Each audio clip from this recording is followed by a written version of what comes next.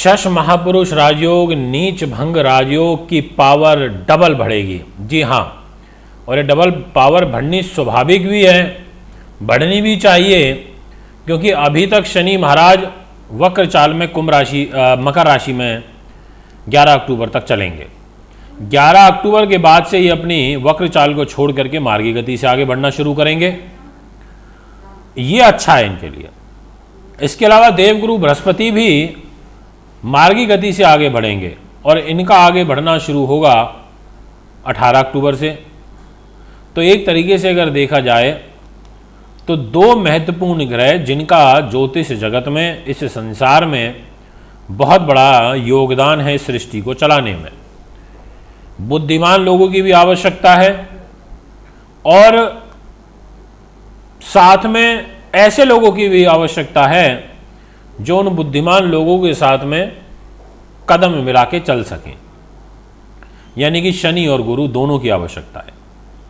मित्रों, आपके लिए यह जो अक्टूबर का महीना रहेगा काफ़ी निर्णायक है, बहुत महत्वपूर्ण है। धन के नज़रिए से भी, सुख साधनों के नज़रिए से भी, प्रॉपर्टी वाहन के लिए भी, डिस्प्यूट के लिए भी, रुके हुए फंसे हुए काम के लिए भी। ये महीना इसलिए भी महत्वपूर्ण है क्योंकि इस महीने माता रानी का शक्ति पूजन होगा, दैवीय शक्तियों का वास इस पृथ्वी लोक पर होगा।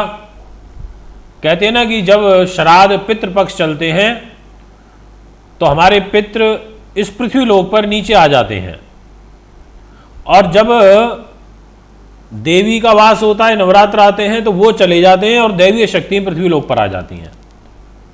तो वो 9 दिन सबसे ज़्यादा ऊर्जावान दिन होते हैं। उन 9 दिनों में यदि आप तप करते हैं, अच्छे से तप करते हैं, तो उस तप का फल आपको जरूर मिलेगा।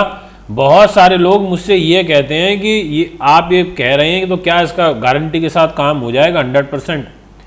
मैं 100% किसी चीज़ के रिजल्ट को दिखा ही नहीं सकता। मैं भगवान के बनाई हुई चीज़ों को चैलेंज कर ही नहीं सकता। मेरा बॉडी का एनर्जी लेवल इतना हाई नहीं है, मैं कोई दिव्य आत्मा नहीं हूँ, मैं कोई बहुत बड़ा योगी नहीं हूँ जो मैं साक्षात चीज़ों को सामने दिखा सकूं। मैं बड़ा हैरान होता हूं कई बार जब इस प्रकार के प्रश्न आते हैं। मुझे ऐसा लगता है कि उनका हो सकता है या तो मेंटल लेवल बहुत लो होगा कि वो उसी स्तर तक सोच पा रहे हैं। हम भी तो ग्रहों के अधीन हैं, हम भी तो ग्रहों के अधीन रह करके काम करते हैं, समय तो हमारा भी खराब आता है, हम भी परेशान होते हैं।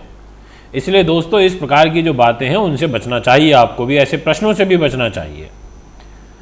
आप सभी को नमस्कार करता हूं, मैं हूं Manvendra Rawat. Astro TV India पर आप सभी का हार्दिक स्वागत। दोस्तों, कैसा रहेगा अक्टूबर का महीना? आइए शुरुआत करते हैं तुला राशि से। आपसे विशेष आग्रह करूंगा, चैनल को सब्सक्राइब फॉलो अवश्य करें। एस्ट्रो 24 हमारे फेसबुक पेज को भी ज़रूर फॉलो करें।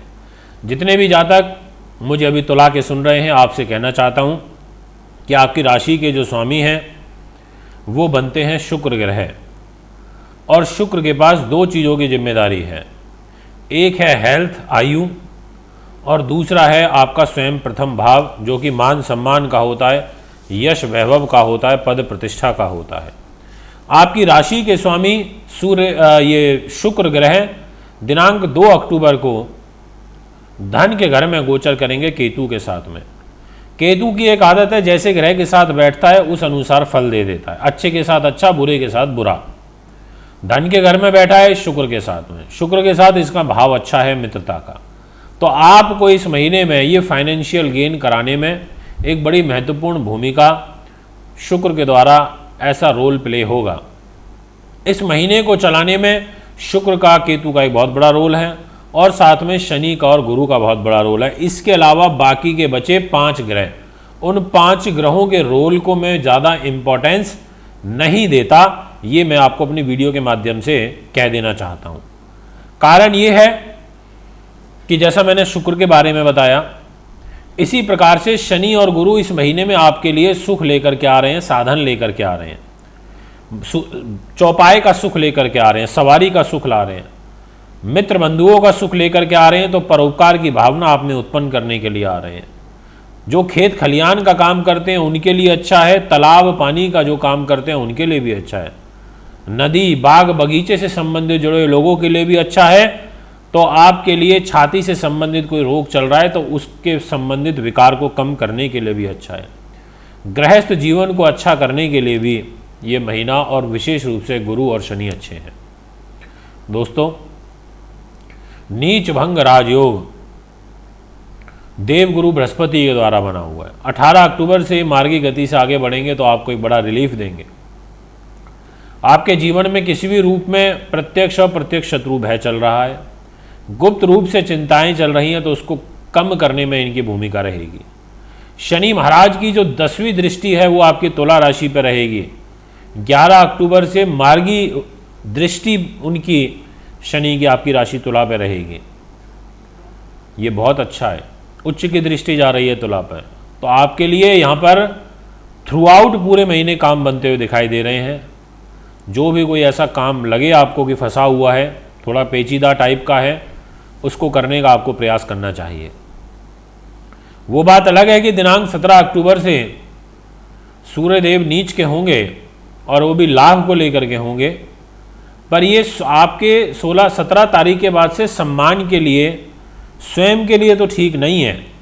शारीरिक गठन, शारीरिक रूप से अस्वस्थता, परंतु शनि की जो 10वीं दृष्टि तुला राशि पर सूर्य पर रहेगी उससे एक नीचभंग राजयोग बनेगा और यह जो नीचभंग राजयोग है आपके लिए काफ़ी अच्छा रहेगा। इस नीचभंग राजयोग की बदौलत आपको लाभ में 3 गुना ज़्यादा एकदम से बेनिफिट हो जाएगा, ये मैं आपसे कहना चाहता हूँ। तो इसलिए भी यहाँ पर अच्छी है। पर वही कहते हैं ना कि इज्जत का और जगत का ये बैर तो रहता ही है। जब आपकी बहुत ज़्यादा इज्जत होगी, बहुत ज़्यादा आपका सम्मान बढ़ेगा तो जगत आपका कहीं ना कहीं बैरी भी हो जाएगा। तो यहाँ पर आपको अलर्टनेस दिखानी होगी, सतर्कता बरतनी होगी, ये मैं आपसे कहना चाहता हूँ। दोस्तों, एजुकेशन की बात करूँ तो हाँ, कह सकता हूँ एजुकेशन में सफलता का योग दिखाई देता है। बात करूँ दाम्पत्य जीवन को लेकर के तो कह सकता हूँ कि उसमें तनाव रहेगा, बट कंपैरेटिवली 11 और 18 अक्टूबर के बाद से कुछ कम हो जाएगा। भाग्य की बात करूँ तो भाग्य स्थान के स्वामी बुध बनते हैं, वो 2 अक्टूबर से लेके मंथ एंड तक आपके 12वें भाव में रहेंगे। भाग्य उदय होगा पर पैसा खर्च करना पड़ेगा और खर्चों की अधिकता भी आपके लिए एक तनाव का कारण बनेगी। तो दोस्तों, यहाँ पर कुछ इस प्रकार की स्थिति बन रही है। जितने भी जातक मुझे अभी तुला राशि के सुन रहे हैं, जॉब को लेके बात करूँ तो जॉब में स्थिरता रहेगी। कैरियर को लेके, जॉब को लेकर के किसी प्रकार की कोई चिंता नहीं नज़र आती है, सामान्य रूप में घटनाएं घटित होंगी। ये है तुला राशि का फल। कुंडली बनवाने, दिखाने, पूजा पाठ व रत्नों के लिए आप मुझे संपर्क कर सकते हैं। एक बार पुनः आगामी कार्यक्रम में उपस्थित होऊंगा। नमस्कार, धन्यवाद।